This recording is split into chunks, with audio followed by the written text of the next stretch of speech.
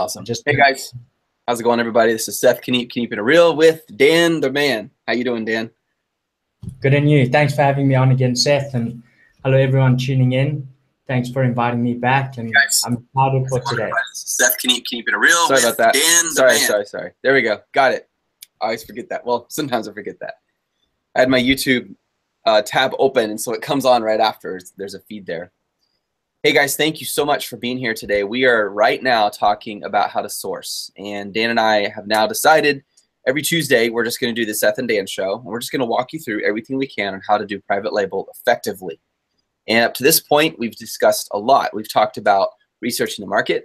We've talked about finding a product with potential, differentiating that product, and we're now at the part where we're talking about how to source the product. And our goal is to be very step-by-step in these so that you guys know exactly what to do and the steps you can take. Keep in mind, it's going to vary based on the product market you're in, as well as the suppliers you're working with and what country you're selling in. So there are going to be variances. But the nice thing about this is Dan is on the other side of the world as me. So it's early in the morning for me. And what time is it over there, Dan? It's now 2 o'clock, just after 2 p.m. in the afternoon. And he's going into his summer. I'm coming out of my summer. He is below the equator. I'm above the equator. So we're trying to really, truly bring you a world perspective. No matter where you are, we can help you. Dan sells in the UK and soon in the US. I sell in the US and Canada and soon in the UK. So it's perfect. So good morning and good afternoon to everybody. Good to see you, Thomas, Mike, Zoltan, Samil, Rick, Janet, Praveen, Marcelo, Marcus. All right. So Dan, what would you say is the #1 most important step? Well, let me just go back. So let's just pretend I got my product ready to go. Got this little charger here, and I'm ready. I've differentiated it. I'm ready to sell it. I know exactly what I want. I know how I want to differentiate it, but I need to build it. What would you say is the first step I should take in order to find a supplier for that?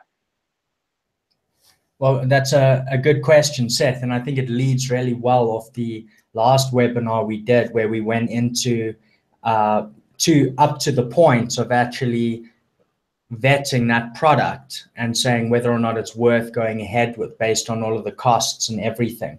Right. So once we've built it and coming off of that webinar, that's what I think will be really important to go into today, is how do you find a supplier and actually start physically building this product that you will begin to sell. So I think a really good starting point would obviously be to find suppliers. And some of the best places to start finding those would obviously be Alibaba, Alibaba.com, and DHgate as well. And the differences between the two really are that with DHgate, you can get smaller quantities. So if you're looking to perhaps just test a product and not order 500, maybe order 30 or 50 of them, then DHgate may be the best place to go. As on Alibaba, those MOQs are very high. Your minimum order quantities are very high. So it just depends on how you're looking to get into that market. And then another reason you may go to DHgate as opposed to Alibaba would be that you cannot find a supplier on Alibaba for a specific product. Right. And we touched on that as well, actually being a huge benefit if you cannot find that product off the bat when looking for a supplier. So that would be another reason you would look at DHgate. Personally, and I'm sure you can touch on this as well, Seth, but I find that I personally enjoy Alibaba more. I think there's a larger range of suppliers there and a lot of bigger. Yes, and a lot of doable quantities as well. They're very flexible and you can discuss with them. So that's my go-to. But those are two. Do you have any others on that you would recommend? There are new factories coming up and suppliers in the Middle East as well as in South America and some in Mexico. Now, in all three cases, the expenses are going to be a little higher. The per product price, the cost is a little bit greater. And so keep that in mind. But there are other advantages. And one of those advantages is they don't have the same level of saturation as the ones in China. So again, even though China still is the #1 place for manufacturing, there are other countries starting to compete with China, which I'm excited about Because when you have competition, what happens? Price goes down.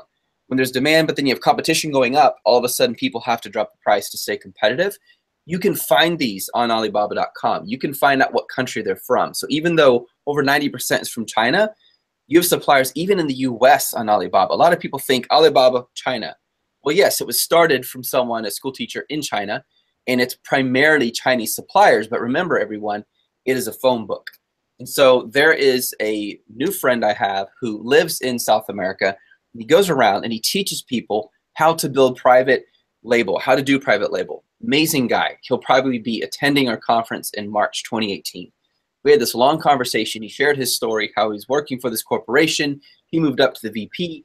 He was tired of it. And one day he just gave the company away. He was a part owner, a shareholder. He gave it away. He didn't even ask for fees or pay. And he just walked away. And he began to do this full time.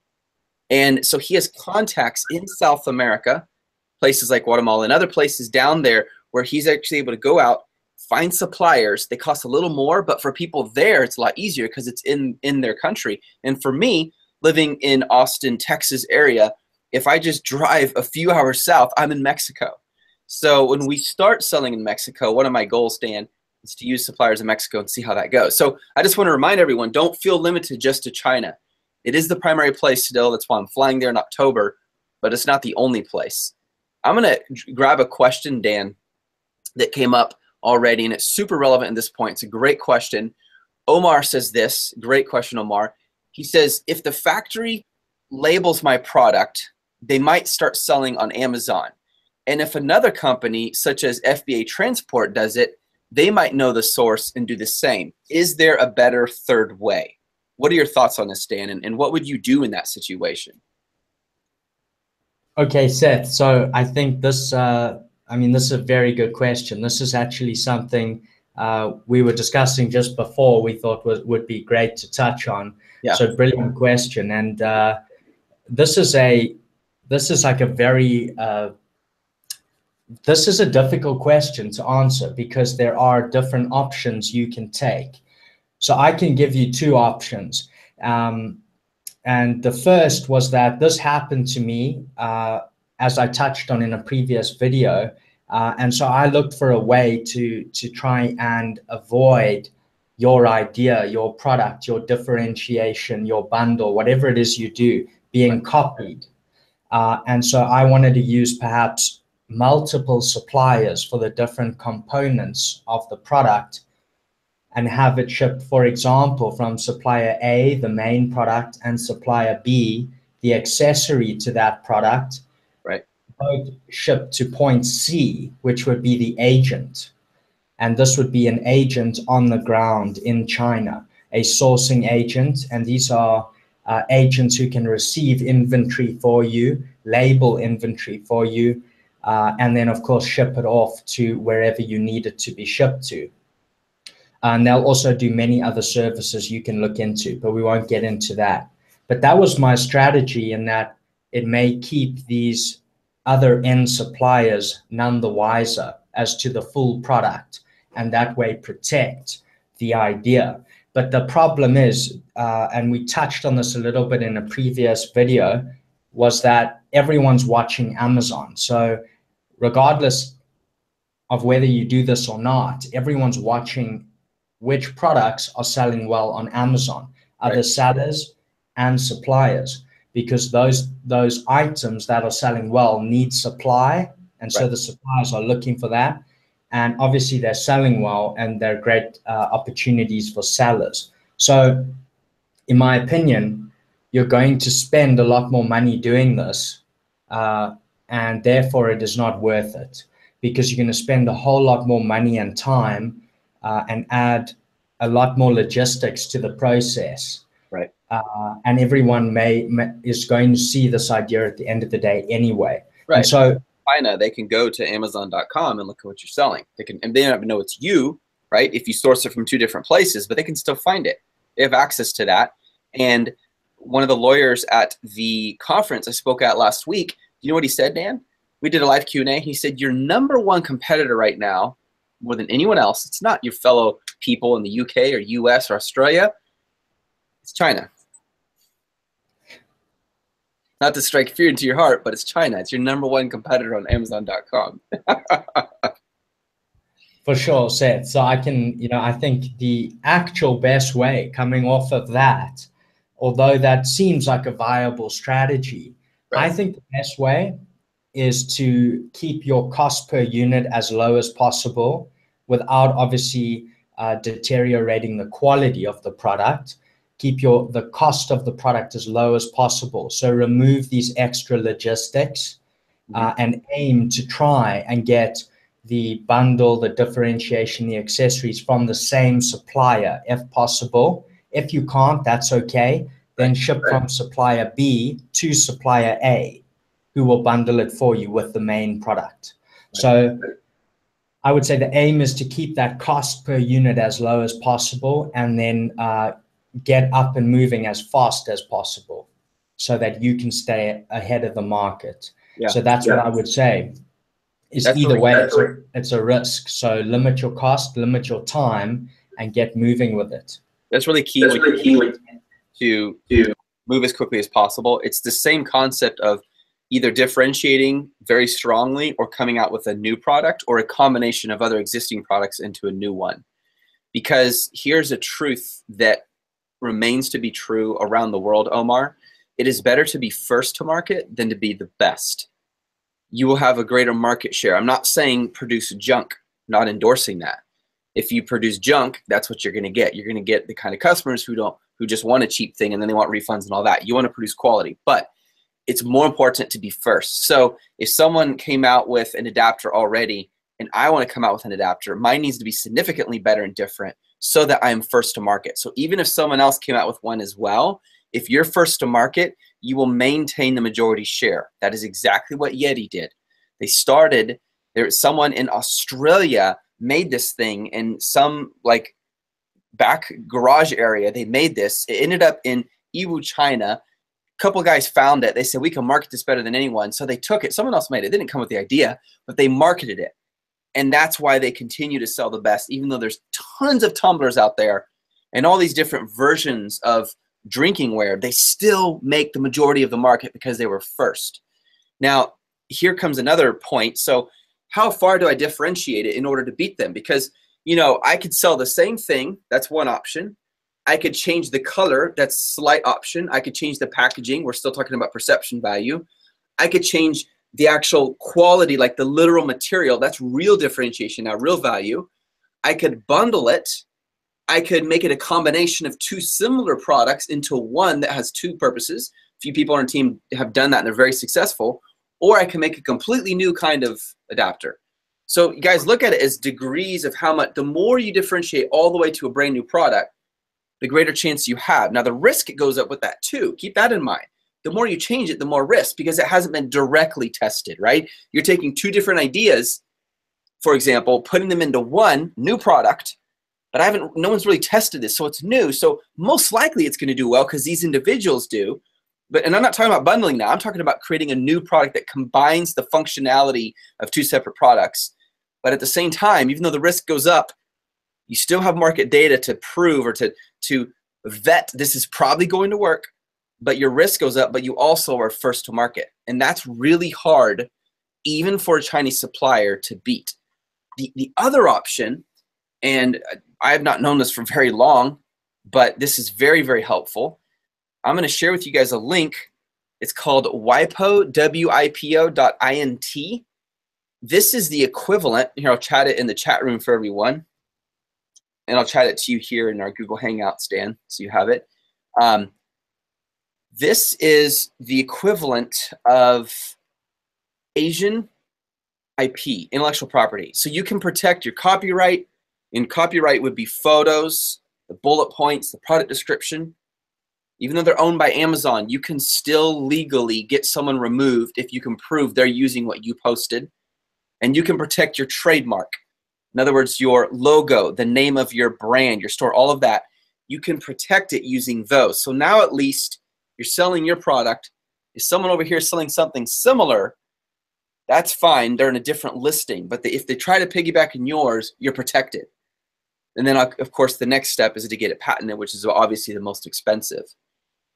Any other thoughts on this, Dan? Because this is a tough one. I think that's great, Seth. Actually, I didn't know about that last thing you just mentioned now, so I'll definitely have a look at that.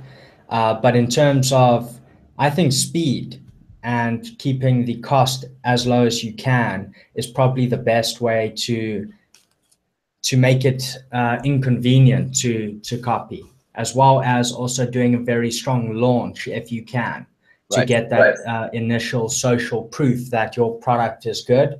I think that's really important as well. And that's something that is very difficult to replicate as well. So I would say those three things is speed, cost, and social proof would be really important to deter people from copying your idea.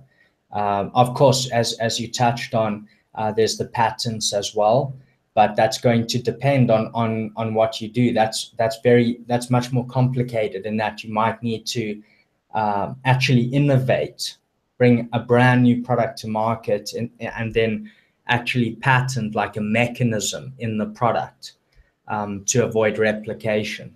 So that's a little bit more complicated, I think. But especially if you're just starting out, I think those three we just mentioned now, speed, cost, social proof, would be your best option. Down the road, when you actually start innovating and creating your own new products, then perhaps patenting and those more higher legal levels can be looked at. Another method you guys can use to protect yourselves from Chinese competitors is create a loyal following, build a brand. So when you take what Dan said and you move quickly, you keep your costs down minimal as much as possible, and you move quickly and you get it to market, you're already ahead. You got the majority of the market share because you're new. You're new to this individual product. But what you do next is you start to build up a brand. And the way you do that is you include something in the product that drives people to your web page in the physical packaging of the product. They go to the web page, they get something of value. Now you have them on email, and you provide value for them over a long period of time, and that builds trust. People know you're offering something legit. What that will do is differentiate you so that if anything happens with Amazon, you already have loyal customers. And second, they're loyal to you. They're not just going to Amazon to find the cheapest adapter. They actually love your brand. Yet it's still amazing, guys. When those guys started out with Yeti, they were just like many of us. They didn't have a brand. They had nothing. No one, if you said Yeti, like, what's that? You know, they had no value. But they decided to focus on building the brand. Now they have offices here in Austin. And as a result, when you hear Yeti, most people around the world know what that represents. So some people go, oh, well, I'll never be a Nike, or I'll never be a Whirlpool, I'll never be a KitchenAid, or, you know, Pampered Chef and all these amazing brands. Maybe not. But if Yeti could do it in a matter of a few years, why can't you build a brand? And now the brand holds more loyalty than just finding the cheapest option on Amazon. Even though there's probably tumblers out there that are much higher quality than Yetis, yet they still continue to get the majority of the market share because they built brand loyalty. And then no one can compete with that because no one else holds your brand. That takes longer work. It's harder, but it is two things. It de-risks you for the future, and it makes your company sellable. So you could literally turn around and say, someday I'm going to sell this company for 20 million, and that is the fastest way to become wealthy. That's an excellent point, Seth, with the branding and the long-term view to that as well. That's something actually that especially a lot of newer members in the community always, I think, struggle with, is coming up with that brand name at the beginning, because it seems so strange. As you said in the beginning, Yeti was like, what is Yeti? And now it has gained so much value due to the quality of the products. Right. So your brand name can really be anything, but it's the quality of your products which is going to drive that sort of brand recognition and that brand value.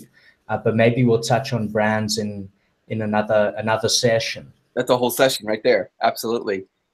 Imamul, tell me if I'm saying your name correctly, Hussein. Imamul Hussein says, I have my first product in Amazon. So this is right exactly what this show is about, which is perfect, Dan. Oh, actually, he's going one step into the future. Sorry about that. I'll still read the question. I have my first product on Amazon. How should I launch it? I was thinking of getting reviews first, then sales velocity through giveaways for 7 days, then start PPC at the end of it on the 7th day. Any ideas? So I'll answer it briefly. I'm going to focus today on suppliers and sourcing and competition with the international market. But I'll give a brief answer at MMO. So the number one first thing you want to do is get your social proof first before anything else. Once you have your social proof, as Dan referred to, that's your 5 stars, your reviews. When people see it, they're going to want to buy it. I've seen people try to rank a product with no reviews. The problem with that is everyone can see it, but they're less likely to buy it. Your conversion rate really gets low because it doesn't have the proof. So it's better to get the proof on it first. And in our community, you can do that. We provide an opportunity for you to get a burst of reviews. Often it could be anywhere from 20 to 30. One of the guys said he got, what was the number? 56, 57, I forget. It was a large number. And that happens within a week or 2. Legitimate, good, Amazon honoring reviews. So you can do that and it helps. Once you have those reviews done, then you run your PPC ad. Then you start doing promotions. Then you can use something like Viral Launch to get a ranking. So now you've done 2 things. The reviews made it desirable, and the ranking made it findable or discoverable. The 2 things for optimizing any listing. People need to find it, and once they find it, they need to trust it. It needs to be viable. It needs to be desirable. And that's what the social proof does for you. Good morning, Lance. Good morning, Margaret. Hello, Bethany. Hope your little one, dropping your little one off at school. Very cool. Good afternoon from Southampton, England. Color Touch. Good to see you. Buy an iPhone for $1,000. All right, Jax Mob. Not sure how it's relevant, but sure. This is live, Mike, but it's definitely live. Mike, happy birthday to you. See, it's live. I just sang you happy birthday. I won't kill you guys with my singing, though. My family makes fun of my voice. I'm better at rapping than singing, Dan. But Dan, he's an amazing singer. He'll sing a solo for you. Just ask him. He'll do it. Just watch. He'll belt it out. I've heard good rumors. Okay, so here's a question. I believe this is very relevant to our topic today, Dan. I'm going to start by giving this one to you. It's actually a great question. Zoltan says, how and where can I find if a product has a utility patent, the function, or a design patent, its appearance? And showing some good knowledge there. Zoltan, you understand the 2 different kinds of patents. What are your thoughts, brother? Yes, on the patent, I believe that you could have a look on the same websites as trademarks, and so I would have a look at maybe uspto.gov. I think for the US, is that correct for the US? Yes, sir.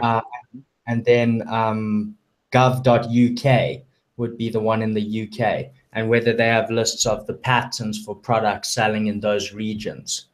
So that's where you can have a look whether or not there is a patent on the product. Another thing on the patents would be that usually, and it's not foolproof, but usually any supplier supplying that product should have rights to a patent, or should have rights to sell that version of the product that they are supplying to you. They shouldn't be supplying something that isn't patented, but that's another way to double check that is on those websites. Yep, absolutely. And remember, if that patent or patent, depending on what side of the world you're from, if that patent is pending, they don't have any rights to protect it. It's not enforceable by law or court. However, if it gets approved later on, well, then you're out to lunch. There's nothing you can do. You have to stop selling or you can get in big trouble.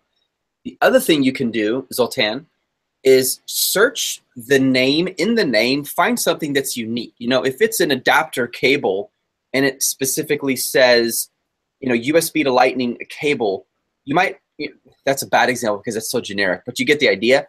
Search that. Here, I'll give you a better example. So there was a time where I was really interested in selling, which I thought was a brilliant idea, is these rug corners. If this was a rug, let me use a coaster as an example. This was a rug, just pretend. On each corner, there was a stiff, angular piece that you would put underneath it to keep the edges from curling. Do you guys know how when you have a rug sitting down, the edges start to curl? Someone hits it and boom, they almost fall. So brilliant idea. And I thought, man, there's a huge market for this. I studied it like crazy. It was called rug corners, rug something. And I discovered they had a patent on it. And it wasn't pending, it was approved. And so no matter what I did, I could not sell this. There was no way to do that. And the way I found it is I just searched rug corner, rug curl, rug decurl. And I looked at it. The website, my favorite website is Justia. I just posted it for you, patents.justia.com.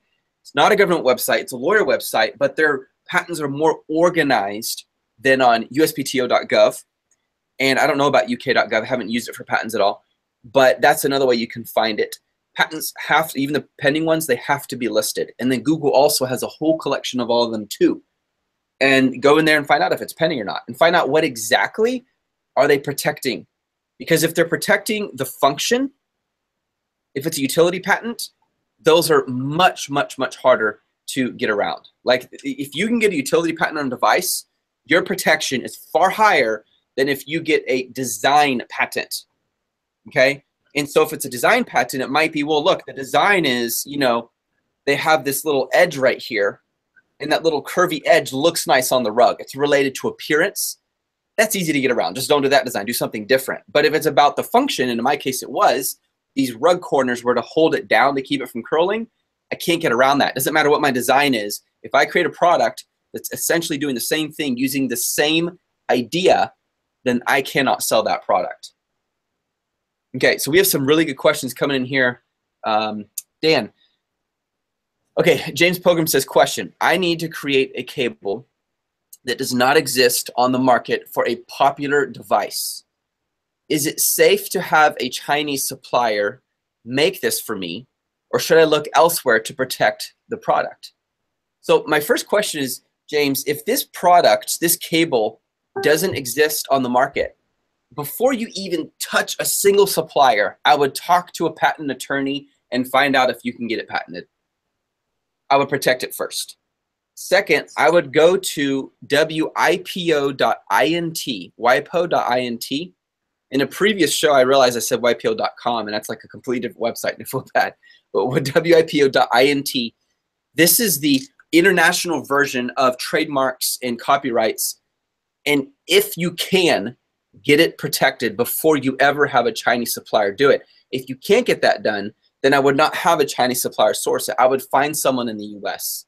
Because if it's a new product and it's creating a function that no one else is doing yet, James, then you can charge more. Because I know if you get a supplier in the US or in the UK, you're going to pay more no matter what. Just to give some encouragement to you guys, don't give up on suppliers in your own country. Here's one of the beauties, Dan, I love this, about building your own product. There's a guy on our team. He does $300,000, $400,000, $500,000 a month on new products. He's in the United Kingdom. He's selling in the United Kingdom. Some people like to say, well, yeah, the US, they got all the market. Well, they have the majority. They have a stronger demand than the UK.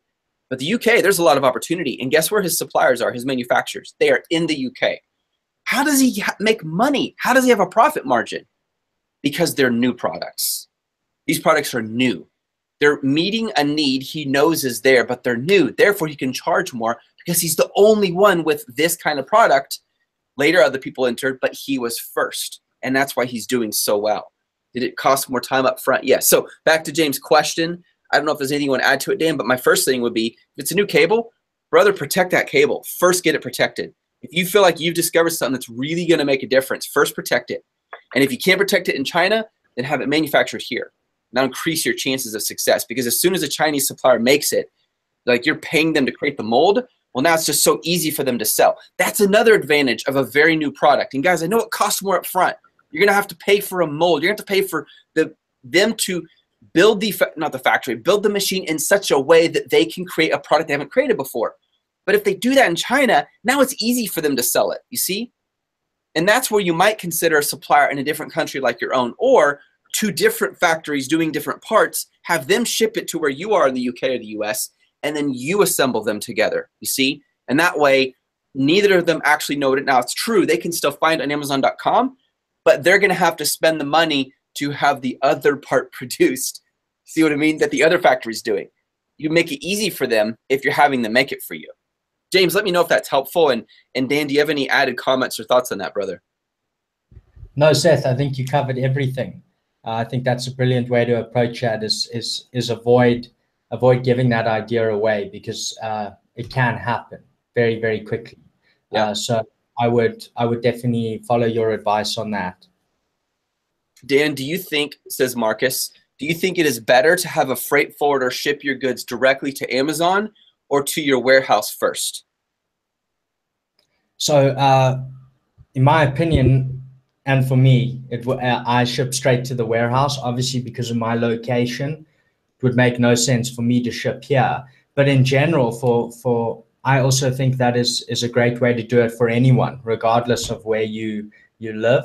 Unless you really want to do an inspection in your own house or your own warehouse, right? I would try and get it shipped all the way, which would be Air Express, DDP shipping, delivered duty paid, with your supplier as well, if possible.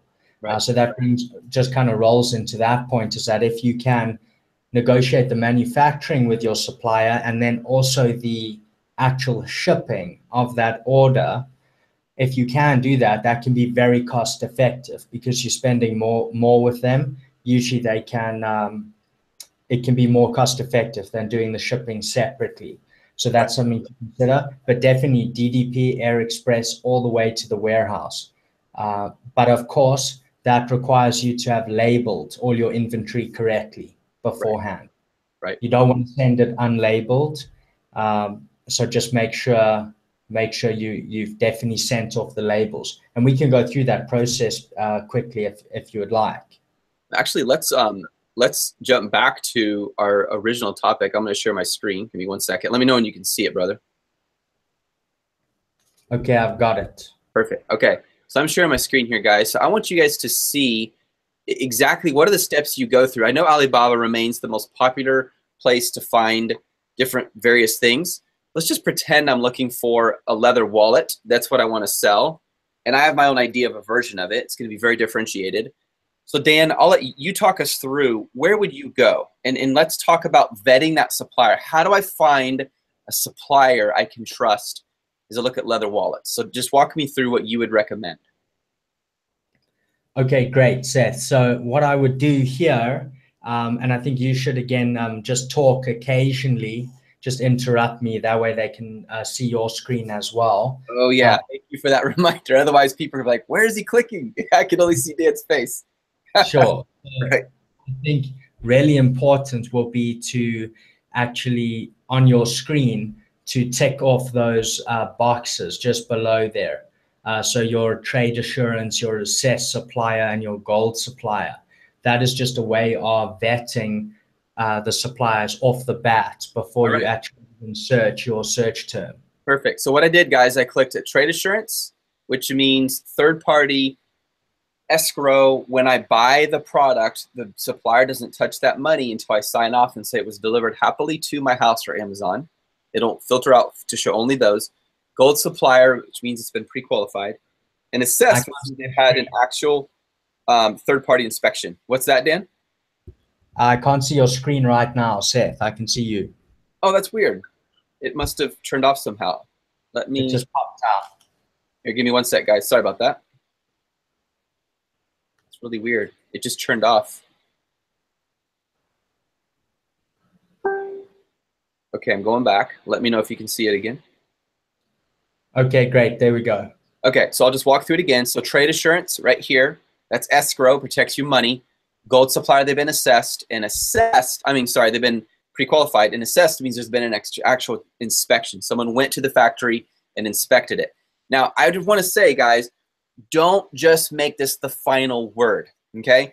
In the past, people were able to talk to sales agents from Alibaba, not Alibaba themselves, but sales agents, and the sales agents wanted to get the deal and pay them to get a certain level of gold supplier badge. They were able to pay them in order to get this badge on their product, or on their store, and even though it was fake, but to them it was worth it to get the sale. Now Alibaba dealt with that and addressed it aggressively, and it's actually gotten better in the last 5 years. So just keep that in mind. At the same time, it's really important to look at other pieces too. Don't let these be your final say. It's a first level filter. Look at it that way. An assessed supplier is intense. There's a lot they have to do. They have to provide documentation on their human resources, their methods, the materials, the MSDS, the hazmat, all of that stuff in order to be assessed. All right, Dan, back to you, brother. Great, Seth. So at this point, you're on Alibaba. You perhaps have used some of these filters, and then you're actually going to start scrolling through here, looking at the prices and the MOQs and what you're looking for. So maybe, as we can see there, there's a 2,000 units, and maybe you do not want to go with 2,000 order quantity to start. And so these are just the criteria you're going to look at and go through here. Right. And then when you find some that you're interested in, perhaps they are the type of leather you're looking for, or the design of wallet you're looking for, with the correct pricing and MOQ, then you can actually go into those, and you're actually going to go and look at their website as well. Perfect. I'm gonna say this. Yeah. So if you guys look real quick, so what he's referring to right here, your minimum order, it's MOQ, minimum order quantity. They're requiring me to order at least 2,000 pieces in my first order, not the samples. The samples should, for most legitimate factories, you guys, the samples should be free except for the shipping. For most, unless they're buying it from another factory, they want to make money off of it, they should be free. But as it popped out again, Seth. What? The screen popped out again. So weird. That's so weird. I don't know what's up with my.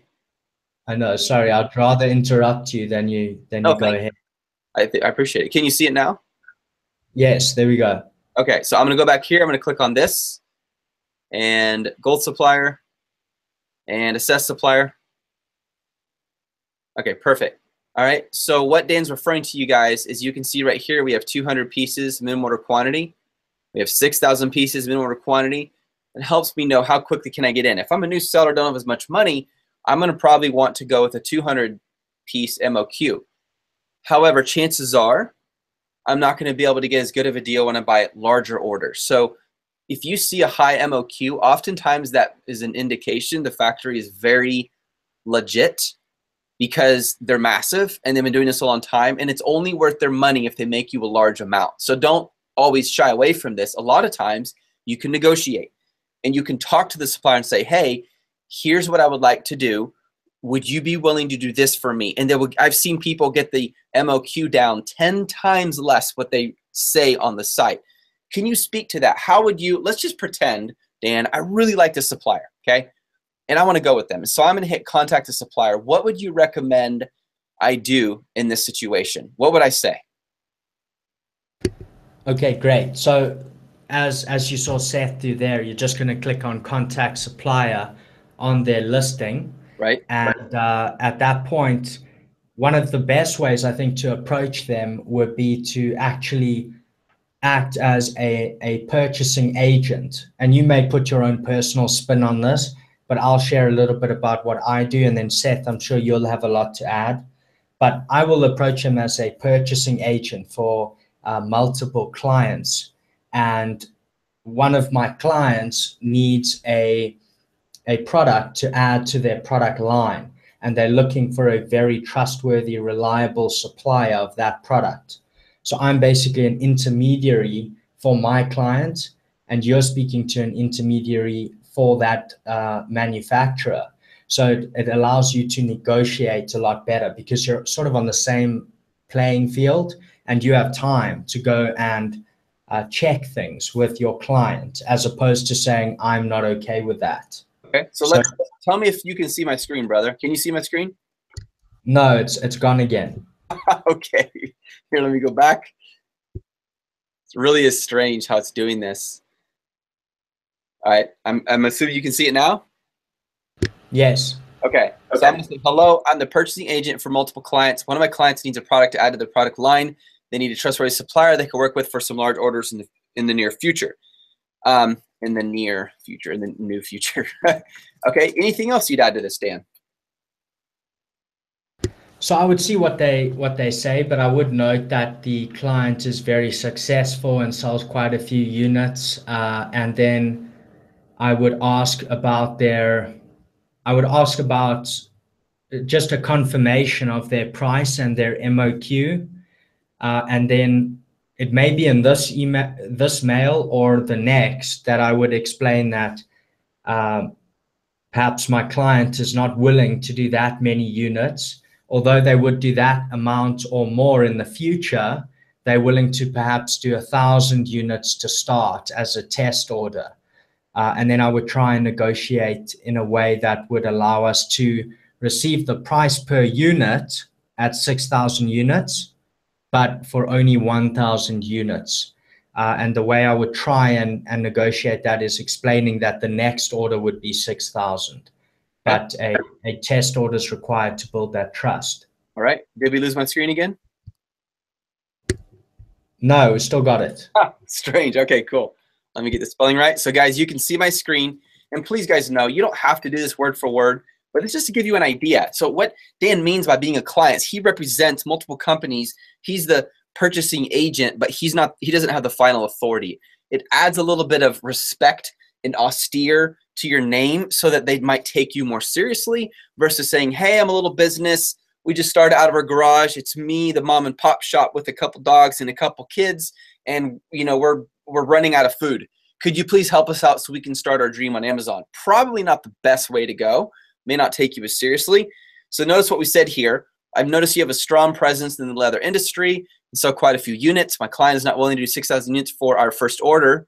I should say there. We are requesting a smaller order around 2,000. Once we have tested these and received feedback from my client, they are interested in doing much larger orders over the next quarter. Something like this. And the whole idea, guys, is you want the supplier to take you seriously. Now, one thing I did notice that was super helpful to me, Dan, is when I interviewed Peter and Angel. Peter and Angel are sourcing experts. They've been doing this for over a decade. They actually find you a supplier. They get samples for you. They find you a trustworthy supplier. They really do take out a lot of this additional busy work that you have to do in order to find someone. And you go to them and they will do this for you. And they said, Seth, the number one most important thing is build a friendship with that supplier.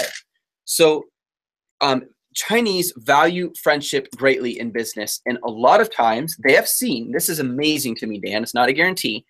If you really are having a new product developed by a Chinese supplier, if you've developed a really good friendship with them and are bringing them amazing sales, sometimes they will remain loyal to you and not sell that to others. Now, there's no guarantee. Don't even worry about signing contracts, guys. There's no way to enforce those internationally unless you went to wipo.int right here, which I showed you earlier. I chatted this as well down there so you can see it. A lot of artists use this to protect their labels internationally, which I find very unique and interesting. But going back to here, build a friendship with them. And one of the best ways to do that is say, my WhatsApp is, you know, whatever. Making up this number, don't call it. They're going to say, where did you get this number from? Well, I was watching this Dan and Seth show and they're talking about suppliers, you know. But give them your WhatsApp number. You better add the 1+ on that. And also give them your Skype. My Skype is whatever, okay? And when now you're connecting with the sales agent on a little more of a personal level. The nice thing about this is if they're on vacation or if there's a holiday or if it's in the evening, they're not at the office, they can still answer a lot of your questions. And the better relationship you build, man, back when I used to sell e-cigarettes and vapes, Dan, there was this guy named Bill. I don't even know if that's his real name, but they usually put on American names. And he became a really good friend to me. Like, we would talk about anything. And he got me the most amazing prices consistently. And we made a lot of money doing that. So I really encourage you guys to build a relationship. And you might have to contact 20 different suppliers to find one you trust. Also, you can come up here. Have you ever tried this, Dan? And drop this to the amount you want. Because when they get this order and it automatically is submitted, it's going to say 6,000. They might think, oh, they want 6,000. Great, let's get going. Drop that to what you actually want it to be. I would maybe tend to disagree on that last one, Seth, just Sure. because perhaps they might not take it. Perhaps they wanted to still, you know, say 6,000, and you're explaining you would do 6,000 in in the future. What do you think? I've tried it both ways. I don't think it's a huge deal either way, but I can see your point, where if they see it comes up to 6,000, they're more likely to read it. Then in the explanation, they actually see, oh, we'd like to do 6,000 in the future, but the first order, smaller order, the test order, we could even call that a test order. Yeah. Yeah, sure. So I think either way on that. And then I really like what you said about building a relationship with your supplier. I also think that's super important. I think Skype works really well, actually. That way you can, it's much, much faster than email. Right. And wait for emails. And of course you can attach, pictures and whatever else you want to attach and communicate with your supplier with. So I think that's really, really important as well, is building that relationship. And sometimes maybe don't be completely don't keep it all professional is what I'm getting at. Also have fun with it and build a relationship with them, and that, then they will be more loyal to you. Absolutely. The other thing I was thinking when you mentioned pictures, it's such a great point. If you guys are coming out with a new product, one of the easiest, most simple ways to help them get an idea of what you're looking for is this button right here, add attachment. Attach a picture of the kind of product you want. It may not even be exact. You can say attached is an example of the type of product I want with a few different specs or something, or a few different specifications, something like that. Also, if your first language is English, speak in simple English. Notice that there's nothing complicated in what I wrote. It's very basic. Don't use fancy words. There is a language barrier there no matter what. That's another reason why WhatsApp is helpful. Hey, there's one other thing. Can you guys still see my screen, Dan? Yes. Okay. Oh, good. I want to show you guys something super cool. A lot of people don't do this because when they come to Alibaba, their mind, their hope is in the product, the product, the product. Guys, your product is only as good as your supplier. You need an awesome supplier. So do the vetting. If you fall in love with this, oh, that's the wallet, we're going to sell it and make millions.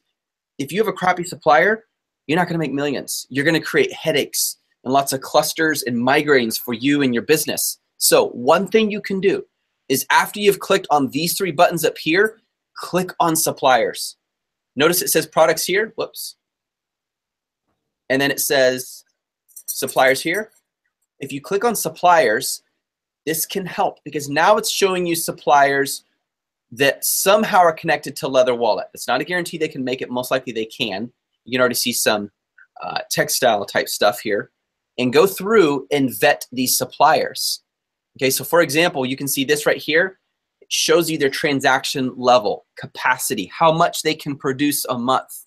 That's huge. Their total revenue is 2.5 million, all the way up to 5 million. It shows you the breakdown. In the North America, they did 40%, in Western Europe, 40%, and in the Middle East, 10%. That's very interesting to me. 86% response rate. Out of 100 messages sent, 86 of them actually respond within a reasonable time. In the last 6 months, how many transactions have they done? They've done 62. Here's the total. The more transactions, the greater volume, the more capacity they have to grow with you. Go ahead, Dan. It's gone. The screen just... has it been gone this whole time? No, just last 3 seconds. Okay, good. I appreciate you jumping in right away so people are not going, what is he talking about? Here, I'll go back to it, guys. Here we go. I was just referring right here, guys. Transaction level, how many millions they've done, where they're located. Oh, this is interesting. Oh, yeah, the top 3 markets, which I referred to earlier. That's so interesting. Their response rate here is bad. Now, something to keep in mind. Sometimes response rate is low. Do you guys want to know why? Does that mean they're a bad supplier? Nope. It's because they're getting a lot of wannabes. And by wannabes, I mean entrepreneurs who aren't really serious about building a business. They just want to make quick cash. And, so I can make my next house payment. And that kind of thinking won't make you money in the long run, you guys. You're up against people who've given their lives over to crushing it on Amazon. You're not going to win. You have to have a mentality, I jump all in. So a low response rate sometimes will indicate this. Just think with me for a minute. I'm a supplier, and I'm getting 300,000, 3 million, 4 million, 10,000 orders right and left. Okay, these guys do between 5 and 10 million total revenue. In the last 6 months, they've had 34 transactions, and on average, they've been 370,000 plus. So if I come along and I say, hey guys, sorry, that reminds me of a show that says, hey guys, this is Austin. Sorry, totally rabbit trail. Hey guys, I'm selling an adapter. I would like to source, and it's going to, I'm going to send you 1,500 for my first, I don't know, 500. How seriously are they going to take me? Is there something wrong with that? No, but they may not even respond because they got massive orders. So I might have to work harder to get them to respond to me. A lot of times the reason someone doesn't respond is not because they're bad at communicating, but because they are so busy with important things. As horrible as this sounds, they don't have time for you. So you know what you got to do? You got to convince them you are worth it. Does that make sense, you guys? So really try to look at all the data. Again, here you go. You can see transaction level. You can see they've done above 100 million. Holy smoke, these guys are doing a lot. Now notice these guys are 50,000. See this up here? Now look at this one down here. Yet this total revenue is 10 million. What does that tell you? Well, if these people are doing 50,000, 23 transactions, and they're above 100 million, there's an indication they may be doing a lot more transactions over the year, even though this is 34 and this is 23, that's over the last 6 months only. But because at 100 million, that means one or a few of those transactions was massive, huge. So they probably have a huge customer. Okay, and once you find a supplier you like, let's go with this one, because obviously they do leather products, right? Oh, and one other thing, I hope I'm not overwhelming you guys with all this data, and slow me down, Dan, if I'm going too fast for our guests. There's so many things I want to talk about. Dan, I've noticed a lot of people, they'll come up with an idea and they want a very specific leather wallet to be built. Can you still see my screen, brother? Yes, all good, Seth. Okay. They have this great idea. Let's just say, for simplicity's sake, everyone, that the wallet has an extra slot for more cards. Simple as that. That's how you're going to differentiate. No one else has the fourth slot. You are the fourth slot wallet. We'll call that your business name. You even trademarked it. And they look at these wallets and they go, well, they only do 3 slot wallets. I can't find a supplier. Okay, number one, you're blessed. If you can't find a supplier to build your product, that is the best news on earth. Why?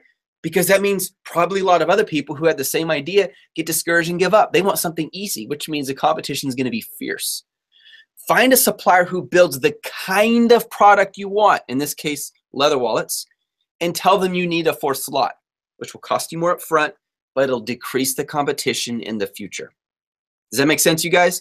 And then, let's say I really want to vet this. I click on the actual supplier. I come over here, and I can do some vetting. I can come down here. I can look at buyer interactions for business performance. Look, they would not put 77.8%. They would want 98, right? I know that has to be real. So 77.8% of buyers who contact the supplier received a response within 24 hours. That's not too bad. This tells me the year they joined was 2015. They've only been Alibaba for 2 years. And does that mean they're a new supplier? No, it just means they decided to join this to get more business. You see where I'm going, guys? This is where, look at this. You have all this data. US, look at this, Canada, I believe that's Australia, or Austria, I think it's Australia. Yeah, Germany, look at this. You have all this data to vet the kind of supplier you're going to work with. Spend more time here at the beginning than you spend time here. Do not focus too much on the product. Focus on the supplier in order to de-risk yourself. Okay, I've talked plenty, Dan. I'm going to stop sharing my screen and back to you, brother. Yes. Just on that one where you're on the actual website, really important as well is your product categories. And have a look at the supplier's product categories and what else they sell, because you may be wanting to start with the leather wallet, and then perhaps later you want to do something else in the same area. Maybe I can't think of something right now, but some type of keychain or other leather product, or some type of case for another product. And so if you can find a supplier with other products, you can already start planning your product line extension in the future. And so that relationship you're building with that supplier becomes even more worthwhile and more valuable. So definitely look to the future as well. And of course, vet whether or not they can do your differentiation, your branding, your bundling, all of those things. Yeah. And then I know we're running out of time here, but you would get to, finally designing the brand on the product with your supplier, doing your shipping plan, and maybe we can touch on this next time, but actually getting your labels for the supplier to put on each product in each case once you've decided on the supplier, and sending that all the way to the warehouse or to your house. And that would be the process. But I know we're close on time today. Yeah, let me really quick let my dog out. My wife got up and he wants to go beat her. No, this is a really good point, Dan. I think it's easy because the supplier is using a different country. It's easy to underestimate the value of that relationship. But that's a real person on the other end of the line. That's a human sitting there in an office talking to you. So value it. Treat them like a business partner, someone you would buy dinner for, someone you would take to coffee, someone you would get to know. And I don't mean it has to be all fuzzy and, you know, super personal relationship, but at least treat them like a business partner so that they value the relationship, because they have a huge impact on your life, massive impact on your life. And don't assume they're screwing you over because they're in a different country. Assume the best, prepare for the worst. So be smart, cover your apple, as we used to say at Apple, cover your ass, cover your butt, but be smart about it. Dan, are you cool if we knock out a couple questions before we close this up? 100%, Seth. Okay, all right. I always want to honor your time, mine, and everyone else's here. Really quick, guys, let's just knock these out. James, I hope that was helpful. I think you led us into a big discussion, which is awesome.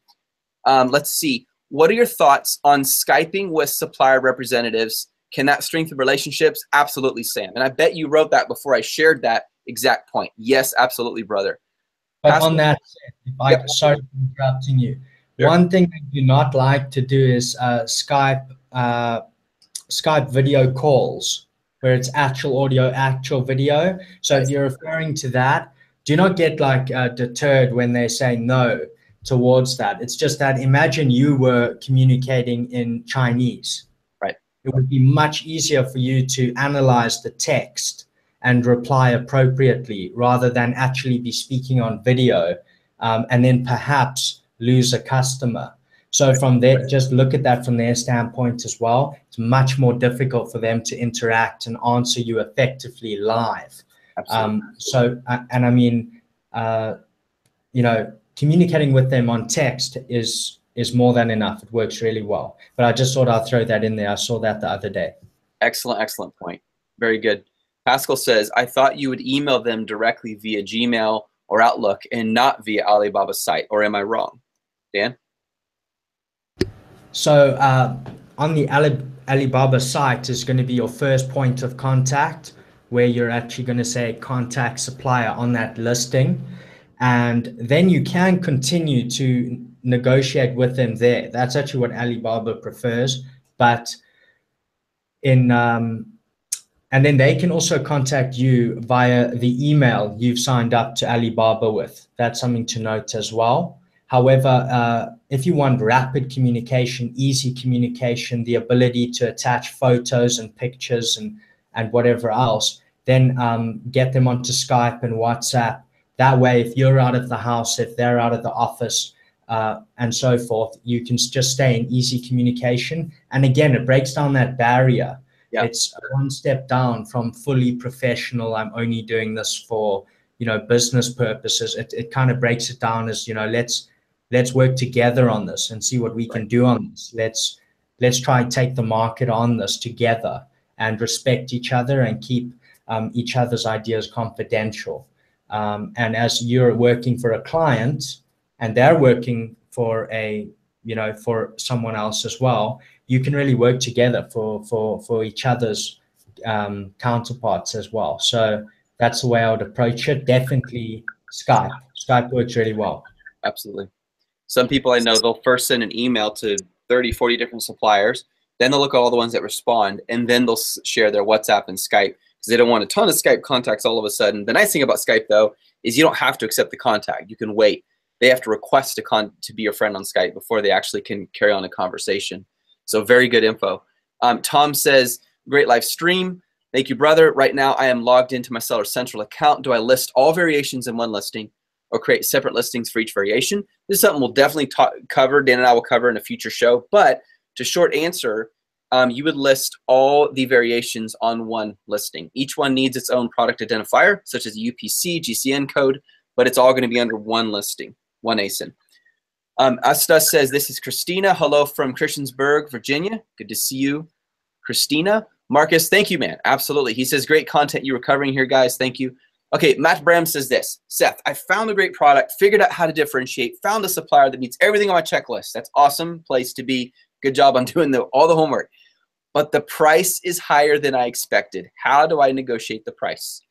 Matt Bram, they expect you to negotiate. In fact, if you don't negotiate, they will probably consider you as amateur. They expect it, but don't push it. It's normal. It's as normal as me saying, hey, Dan, and giving him a high five. How are you doing? Like, of course, if I saw Dan in person, like, Dan, how are you? I wouldn't just say, oh, whatever. Like, it's normal communication to them, much more than us here in the U.S. I don't know as much as how it is in the UK, how often people negotiate in the market stand. But in the U.S., people are like, oh, you're trying to get a good deal out of me, But in China, that's normal. That's how you do business. So simply ask to say, hey, thank you so much for the price. Show them respect. What I am requesting is, would you be willing to give me 30 cents off per product piece? The next order I plan on is to do a much larger order and bring you more business, but I would really appreciate if you could do this for me. And Matt Graham, do not underestimate the value of even a little bit of cents off each unit, because when you are doing 20,000 units, that's a lot of money. So when they say, oh, we'll drop it 10 cents, sometimes people go, man, that's almost an insult. It's not. That's a lot. 10 cents is a lot when you multiply that by 100,000.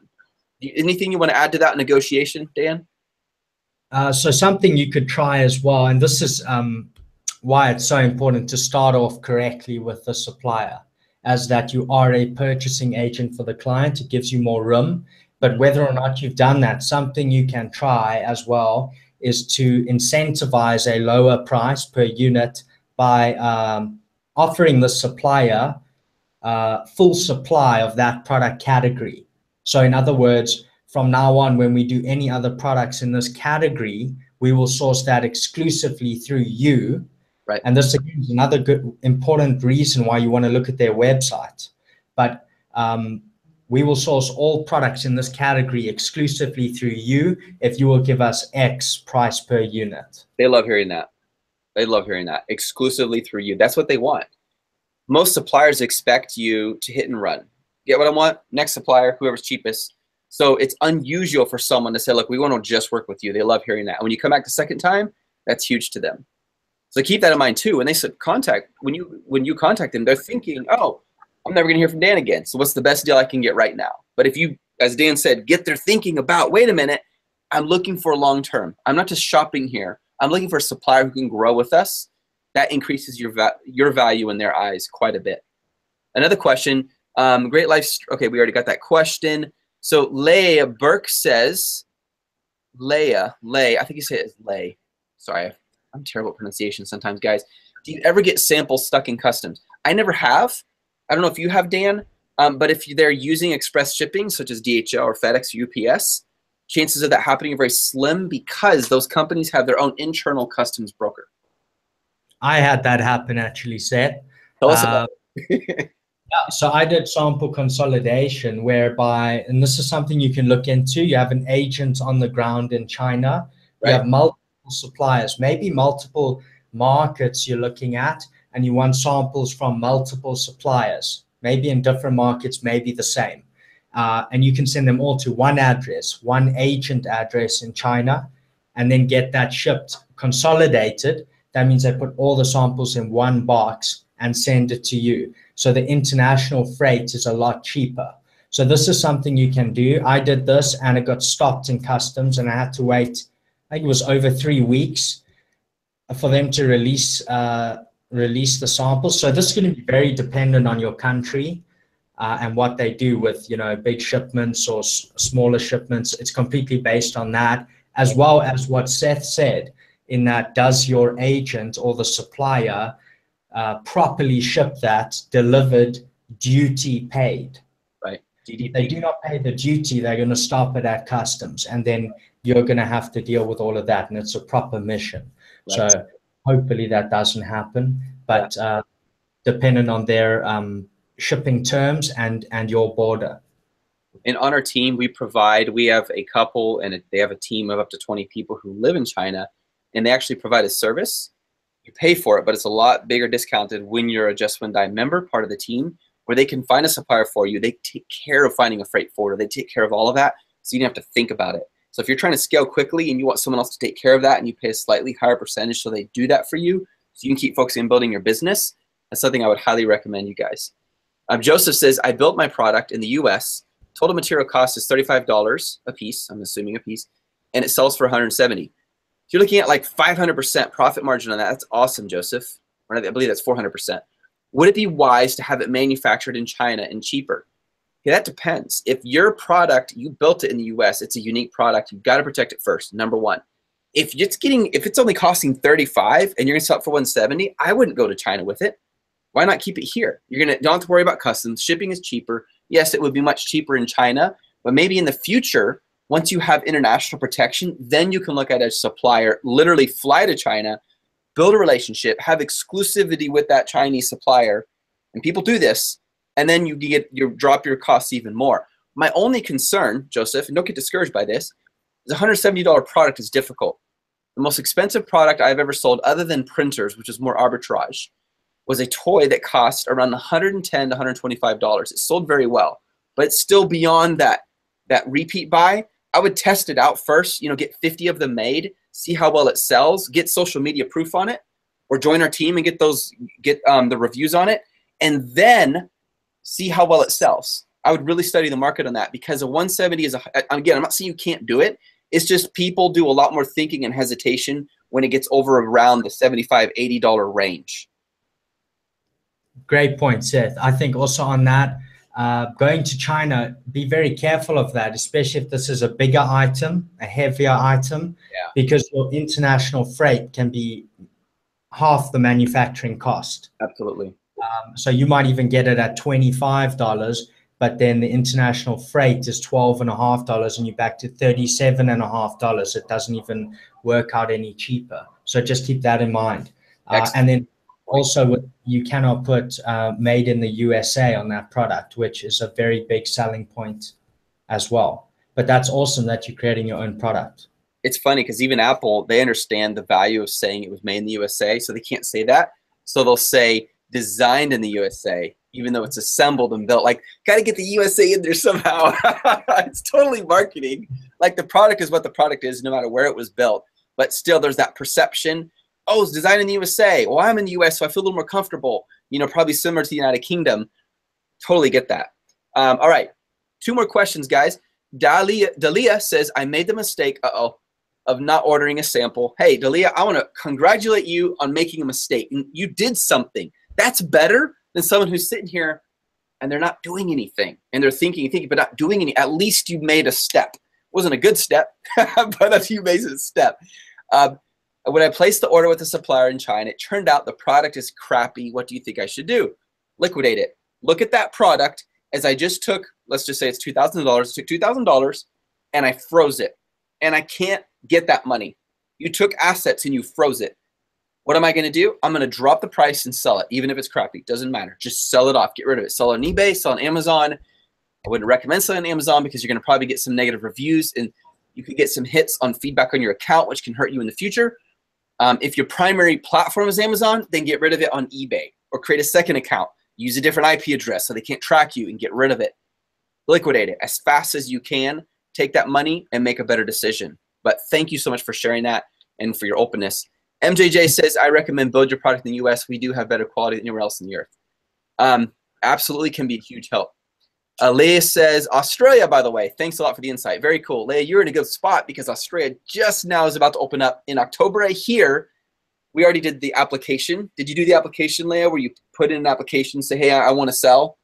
Not actually opening an account, but you apply. I'm very, very excited for my friends in the land down under. Like, I just can't wait to see what happens with that for all you Aussies. Okay, unrelated question. Sorry for totally unrelated question, says Sharon Black. Have you done videos on the buy now box and the need for a launch service? Yes, and I've done a lot on that, and it's in our program. So I don't believe I've done any public on that, but I will share it with you guys. It's let me think for a minute. That is the best coaching program I've ever put together. The minds behind that, the brains behind that ultimately are 19 different people doing over 20,000 a month minimum. Some of these are millionaires, and it's everything you could possibly need. Like it's an awesome, awesome program. So there's my plug, guys. If you want to become part of, this is going to sound proud, but I am proud.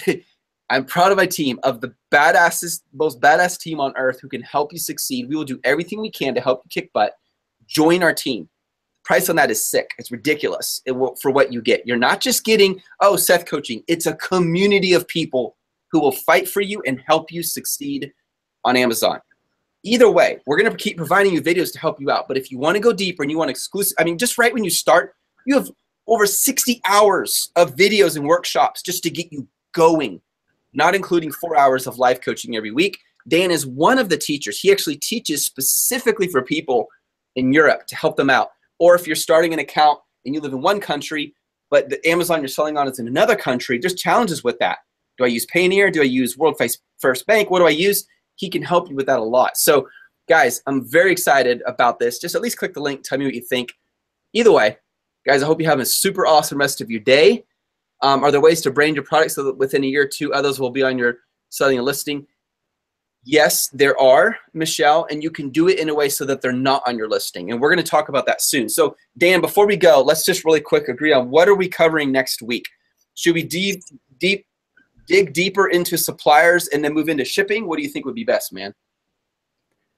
Yes, yes. I think the two things that have come up is obviously we didn't completely get through everything with shipping, just in terms of people might want to know a little more about putting the labels on the product, right, and the shipping plan and the Incoterms. So your international commercial terms, your actual, like, what does it mean when it's EXW? What does it mean when it's EDP? FOB. Yeah, exactly. So we didn't touch on that. And then another thing people are really asking about is branding. Yes, trademark and that area. So up to you, whichever one you want to continue with next week. Sure. Why don't we do shipping next week and the following week branding? They're definitely, well, actually, because I'm thinking branding starts with when you build your product. It doesn't start when you get your product. So let's do branding next week. Following week we can do shipping. I like it, man. That sounds great. Okay, perfect, Seth. I'm on board with that. Awesome. Very cool. All right, guys. Hey, guys, have an awesome rest of your week. People are saying supplier, please, shipping, please. Guys, we will cover both. And yes, I do think it's worth selling on European markets like Spain, Italy, and France. Gianluca, absolutely. Especially to get in now is better than to wait, because if you're in first, what happens? As they grow, you grow with them. I wouldn't wait at all. You can do that and sell in the US. That's another thing about our team. We show you guys how to sell in any marketplace. Any marketplace will take you through the steps and teach you. You get 4 hours of life coaching every single week. Not just a 1 hour show, but every single week. All right, guys. Everyone, thank you so much for the awesome questions. Someone wants to do something on keywords. There's a lot of requests here, Dan. We'll just turn it into like a 5 hour show. All right, guys. Have an awesome day. Check out that link I sent you. Hope you guys can join our team. And thank you again, Dan. Always good talking to you, brother. Thanks for having me, Seth. I'll see you next week. All right. See you, man. Take care, guys. Bye. Bye.